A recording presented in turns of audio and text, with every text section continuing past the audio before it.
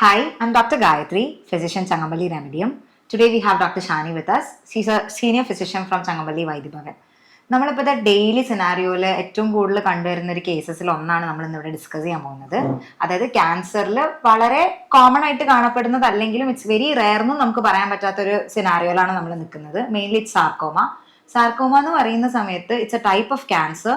Mainly അത് affect ചെയ്യുന്നത് bones, muscles, cartilages, soft tissues, soft connective tissues, കുറെ etcetera ആയിട്ടുള്ള കാറ്റഗറീസിനെ മെയിൻലി എഫക്ട് ചെയ്യുന്ന ഒരു കണ്ടീഷനാണിത്. നമ്മൾ ഇന്ന് ഡിസ്കസ് ചെയ്യാൻ പോകുന്നത് സാർക്കോമ കണ്ടീഷനെ പറ്റിയാണ്. So doctor, what is exactly sarcoma? Sarcoma എന്ന് പറഞ്ഞാൽ പ്രധാനമായും എല്ലുകളെയും സോഫ്റ്റ് ടിഷ്യൂവിനെയും ബാധിക്കുന്ന തരത്തിലുള്ള ക്യാൻസറുകളാണ്. നമ്മൾ കാറ്റഗറൈസ് ചെയ്യുമ്പോൾ രണ്ട് രീതിയിൽ തന്നെയാണ് കാറ്റഗറൈസ് ചെയ്യുന്നത്. ഒന്ന് എല്ലുകളെ ബാധിക്കുന്നതും രണ്ടാമത്തേത് സോഫ്റ്റ് ടിഷ്യൂസ്, അത് മസില് കുഴൽ, രക്തക്കുഴലുകളിലൊക്കെ ബാധിക്കുന്ന രീതിയിലുള്ള ക്യാൻസർ. നമുക്കിപ്പോ ഇതിനെ ഡിഫറൻഷിയേറ്റ് ചെയ്ത് പറയുകയാണെങ്കിൽ ടൈപ്സ് ഓഫ് സാർക്കോമ എന്നുള്ള രീതിയിൽ എങ്ങനെയാണ് ഇതിനെ ക്ലാസിഫൈ ചെയ്ത് പറയാൻ പറ്റുക? ഇപ്പൊ പറഞ്ഞ തന്നെ ബോണിനെ ബാധിക്കുന്നതായിട്ടുള്ളതും സോഫ്റ്റ് ടിഷ്യൂസിനെ ബാധിക്കുന്നതായിട്ടും. അപ്പം ഇത് ഏത് ഏജ് ഗ്രൂപ്പിനെയാണ് മെയിൻലി എഫക്ട് ചെയ്തിട്ട് കണ്ടുവരുന്നത്? എല്ലാ ഏജ് ഗ്രൂപ്പിലും സാർക്കോമ എഫക്ട് ചെയ്യുന്നുണ്ട്. ഓസ്റ്റിയോസാർക്കോമയൊക്കെ മെയിൻലി ചിൽഡ്രൻസിൽ, അഡോളസൻസിലാണ് കൂടുതലായിട്ട് കാണപ്പെടുന്നത്. ഓക്കെ ഡോക്ടർ, ഇപ്പൊ നമുക്കൊരു സാർക്കോമ ബാധിച്ചൊരു പേഷ്യന്റ് ഒ പി ടിയിൽ വരുമ്പോൾ മെയിൻ ആയിട്ട് പ്രസന്റ് ചെയ്യുന്ന സിംറ്റംസ് അല്ലെങ്കിൽ നോർമലി നമ്മൾ കണ്ടുവരുന്ന ഒരു ക്ലിനിക്കൽ സിംറ്റംസ് എന്തൊക്കെയായിരിക്കും? പെയിൻലെസ് ആയിട്ടും സ്റ്റാർട്ട് ചെയ്യാം, പക്ഷെ മോസ്റ്റ്ലി നമ്മൾ പെയിൻ കാണാറുണ്ട്. കാരണം ഫസ്റ്റ് ഒന്നും ഇത് ഡയഗ്നോസ് ചെയ്ത് വരുന്നില്ല. ഒരു ബോൺ എൻലാർജ് ചെയ്തിട്ടുള്ള രീതിയിലുള്ള മുഴകളായിട്ടാണ് പ്രസന്റ് ചെയ്യുന്നത്. ബോൺസിൽ വരുമ്പോൾ ടിഷ്യൂസിലാണെങ്കിലും വരും. അപ്പം മോസ്റ്റ്ലി പെയിൻ നല്ലൊരു സിംറ്റം ആയിട്ട് കാണാറുണ്ട്. കംപ്രഷൻ കാരണം ഉണ്ടാകുന്ന പെയിനുകളും കാണാറുണ്ട്. ഇപ്പോൾ അസോസിയേറ്റഡ് കംപ്ലൈൻ്റ് ആയിട്ട് ക്ഷീണം, തളർച്ച, അതിൻ്റെ ഒപ്പം മെയിനായിട്ട് കാണുന്നത് പെയിൻ തന്നെയാണ്. ഓക്കെ ഡോക്ടർ, നമ്മളിപ്പോ ഒരു കംപ്രഷൻ കാരണം അതർ ഓർഗൻസിനും ബുദ്ധിമുട്ടുകൾ കാണാം സിംറ്റംസ് ആയിട്ട്. കൂടുതലായിട്ട് ഒരു മെലിഗ്നന്റ് ട്യൂമർ ആയതുകൊണ്ട് തന്നെ കൂടുതലും മെറ്റാസ്റ്റാസിസ് സംഭവിക്കാൻ പറ്റുന്ന ഒരു കണ്ടീഷനും കൂടെയാണ് നമുക്ക് സാർക്കോമ എന്ന് പറയുന്നത്.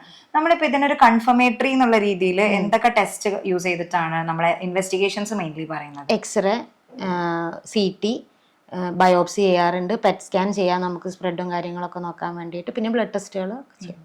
ആയുർവേദത്തിന്റെ ഒരു ആസ്പെക്ട് വെച്ച് നോക്കുകയാണെങ്കിൽ നമ്മൾ എത്രത്തോളം എന്തൊക്കെ രീതിയിലുള്ള ട്രീറ്റ്മെന്റ് മൊഡാലിറ്റീസ് ആണ് ഇപ്പം സാർക്കോമയ്ക്ക് വേണ്ടി യൂസ് ചെയ്യുന്നത്? ഇപ്പോൾ നമ്മളടുത്തുള്ള പേഷ്യൻസിൽ കീമോ കൂടെ ചെയ്യുന്ന പേഷ്യൻസ് ഉണ്ടാവാറുണ്ട്. അപ്പോൾ കീമോന്റെ സൈഡ് എഫക്റ്റുകൾ നല്ല രീതിയിൽ കുറയുന്നത് കാണാറുണ്ട്.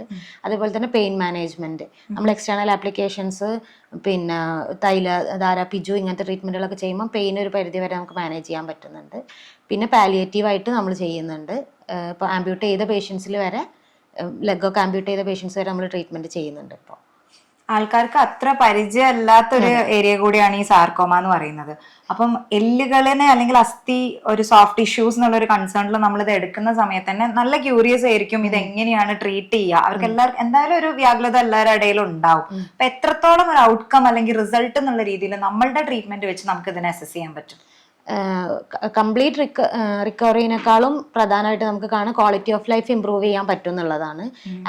സർജറിയാണ് മെയിൻ ട്രീറ്റ്മെന്റ് ആയി വരുന്നത്.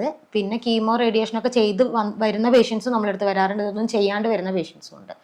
അപ്പോൾ ചെയ്യാണ്ട് വരുന്ന പേഷ്യൻസിന് നമുക്ക് ട്രീറ്റ്മെന്റ് ഒന്നും കൂടെ എളുപ്പമാണ്.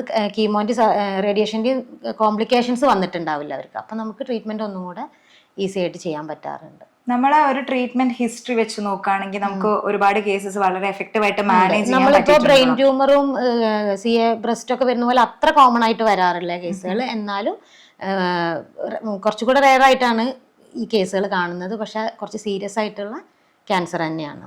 കോംപ്ലിക്കേഷൻസ് കൂടുതലാണ്. പെയിൻ ആണ് മെയിൻ. കുട്ടികളിലൊക്കെ ഭയങ്കര പെയിൻ ആയിട്ടുള്ള ബുദ്ധിമുട്ടുകളാണ് ഉണ്ടാവാറുള്ളത്.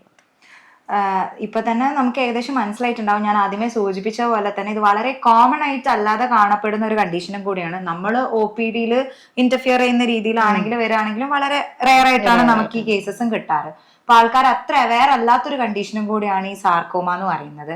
അപ്പം ഐ ഹോപ്പ് ഇതെല്ലാവർക്കും ഒരു യൂസ്ഫുൾ കോണ്ടന്റ് ആയിരിക്കുമെന്ന്. നമ്മളിവിടെ ഇത്രയും നേരം ഈ ഒരു ഇൻഫോ ഷെയർ ചെയ്ത ഡോക്ടർക്കും ഒരുപാട് thanks. Thank you so much.